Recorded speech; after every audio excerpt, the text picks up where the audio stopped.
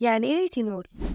دي مادة بتساعد على تجديد خلايا البشرة وبتقلل التجاعيد وخطوط رفيعة، والأحلى من كده إنه بيساعد كمان في علاج البقع وتوحيد لون البشرة. والريتينول بقى منتشر جدا في الفترة الأخيرة في منتجات كتير، وده لأنه فعلا بيعمل عجايب للبشرة، والناس بقت واعية أكتر لأهميته. ريتينول انتنس ترايل كيت من شركة سان باي مي الكورية.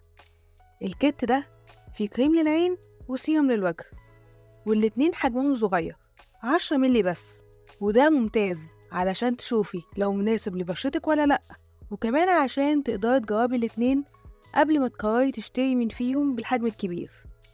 يعني ببساطة لو واحد فيهم عجبك وحسيتي إنه مناسب لبشرتك، تقدري تروحي تجيبي العبوة الكبيرة بكل ثقة. طب الكيت ده بقى فيه ايه بالظبط؟ أول حاجة السيرم ريتينول انتنس رياكتيفيتنج سيرم. السيرم ده مش بس هيقلل التجاعيد وخطوط رفيعة، ده كمان هيحسن ملمس البشرة ويديها نضارة، لأن من مكوناته الريتينول بنسبة 0.1%، واللي بيجدد البشرة، النياسيناميد اللي بيفتح البشرة وبيقلل المسام، البنتينول اللي بيرطب ويهدي البشرة، وباكوتشيول وده بديل طبيعي للريتينول بيعمل نفس مفعوله من غير أي حساسية للبشرة، واللي بيقدر يوصل المواد الفعالة لطبقات البشرة العميقة.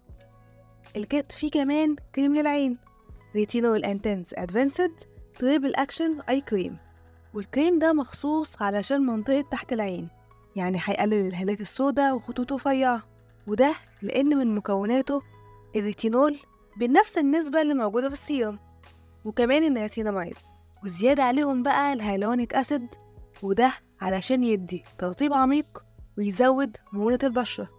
بس في بقى نقطة مهمة جدا لازم تاخدي بالك منها لو قررتي تستخدمي ريتينول لبشرتك، إن الريتينول ممكن يعمل حساسية واحمرار وتقشير لبشرتك، وده في الأول بالذات لو أول مرة تستخدمي الريتينول، فلازم تبدأي بكمية صغيرة وتزوديها بالتدريج. يعني مثلا تستخدميه يوم ويوم لأ لمدة 3 أسابيع لحد ما بشرتك تتعود عليه وتقدري تستخدميه يوميا. وكمان الريتينول بيستخدم بالليل بس، ولازم بعديه كريم مرطب، وفي النهار لازم تستخدمي سان سكرين مناسب لبشرتك. وعلشان تعرفي أكتر عن الريتينول وباقي المنتجات اللي موجود فيها، فشوفي الفيديو ده عن لا روش بوسي ريتينول سيروم. ولحد ما أشوفك في فيديو جديد قريب، خلي بالك من بشرتك.